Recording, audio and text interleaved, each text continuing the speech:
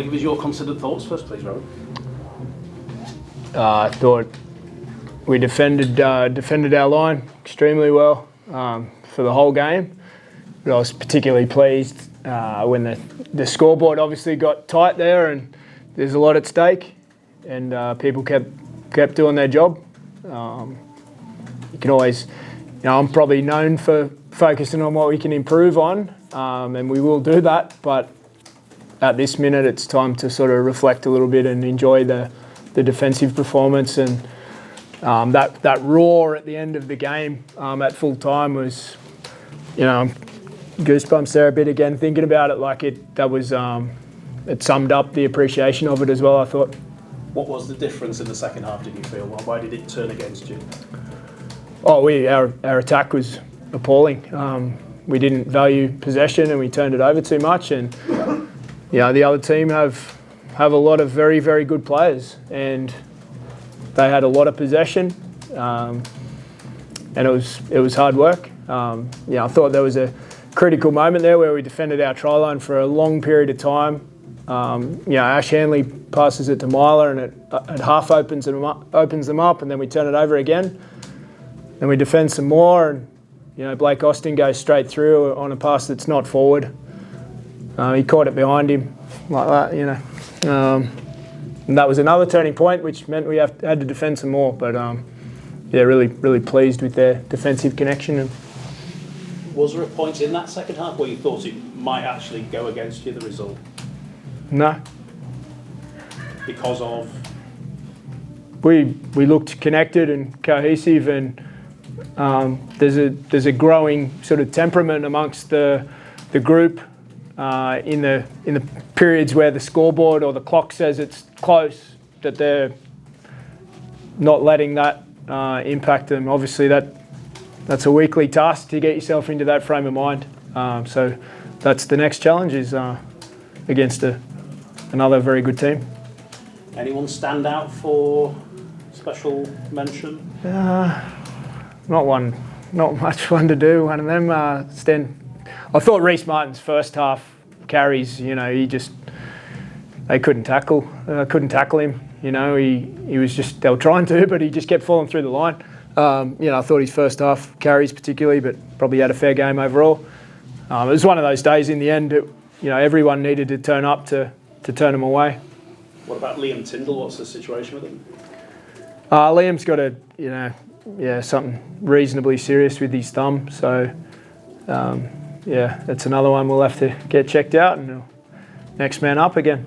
Not come out of the skin, has it? I don't believe so, but he's a tough kid. He is a proper tough kid, and obviously he's trying to make the most of his opportunities in the team. So he wouldn't have come off unless he had to. So disappointing for the kid, but he's done a good job for us. Just lastly for me, you've had to win the game a different way. How good a sign is that as you approach the business end? Yeah, as I say, each week is its own thing. So. You are going to have to win different ways, and it was pleasing to be able to defend our way to a win. I thought, that's a couple of weeks in a row where our defence has really stood up when it's been needed most, which is always a good sign of a team that's a good chance of winning every week. Your top 6 place isn't secure, but are you confident, or can you see almost like that finals mentality growing in the group? Every game is like a final to me. It's super important every week.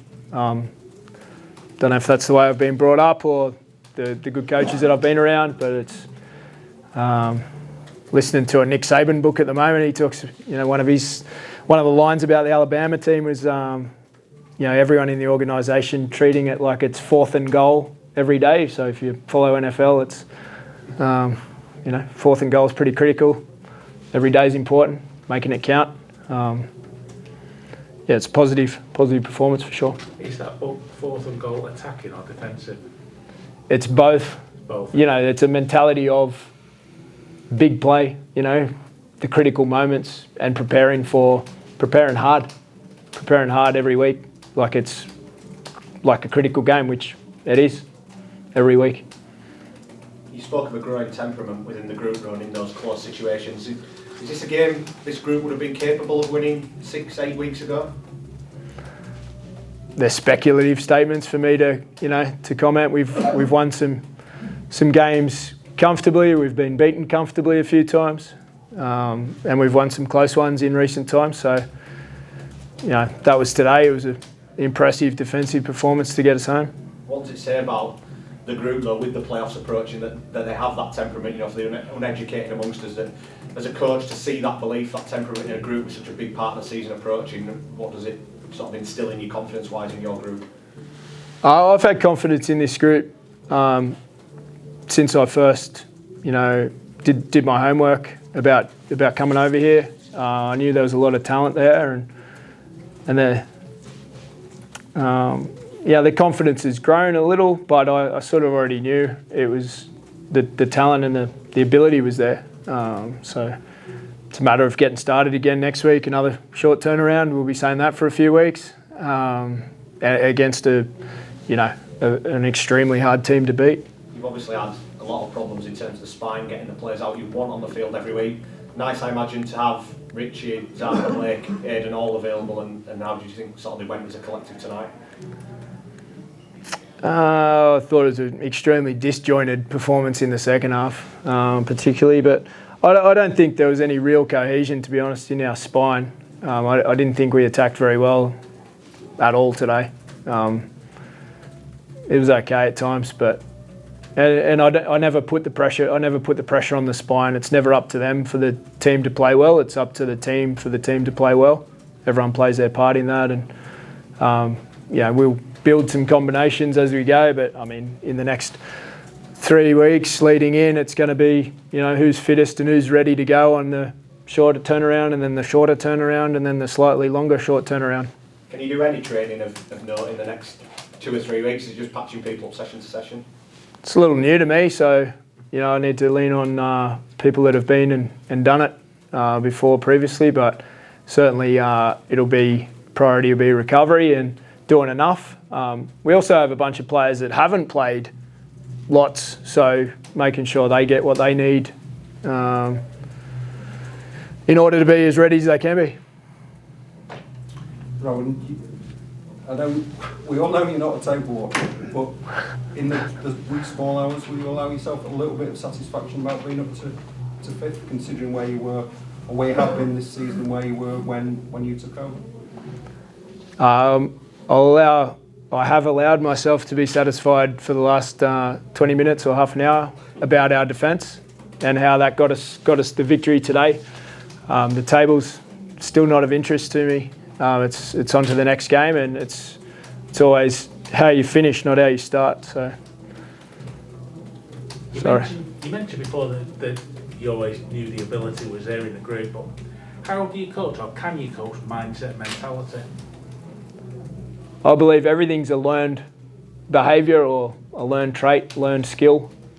So certainly very, very trainable, I think, mentality and mindset, and it's something that I've done a lot of work on my own self, my mentality and mindset-wise over the years, and studied a lot of great players and coaches and different ways of thinking and doing things. So, if I can pass some things on, I love the mentality and mindset side of things equally as much as I love, talking about tactics and techniques and whatnot.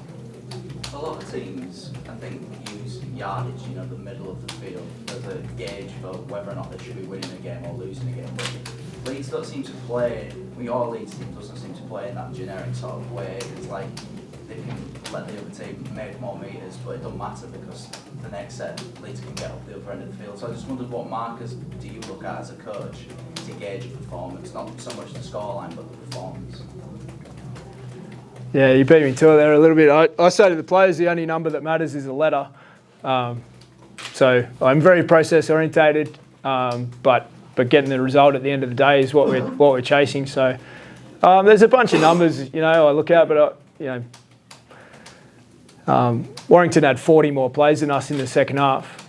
So possession's irrelevant. We lost last week. We lost the play count last week significantly as well. the old adage of you got to have the ball more than the other team it's just not true. It hasn't been true for a long time. Possession is important for sure, but you got to find different ways. Sometimes it's not going your way. The numbers, we collect a lot of numbers and we lean on them and look at them when we need to or want to. But at the end of the day, if you're complementing your attack and your defence and you're getting that arm wrestle, like you're in the game. So I'm not too stats. Stats are supportive rather than definitive. I guess might be a way of framing it. Found another different way to win as well this week, just like you said the last couple of weeks. I guess that's the most important thing. I think the reality is you'll never win the same.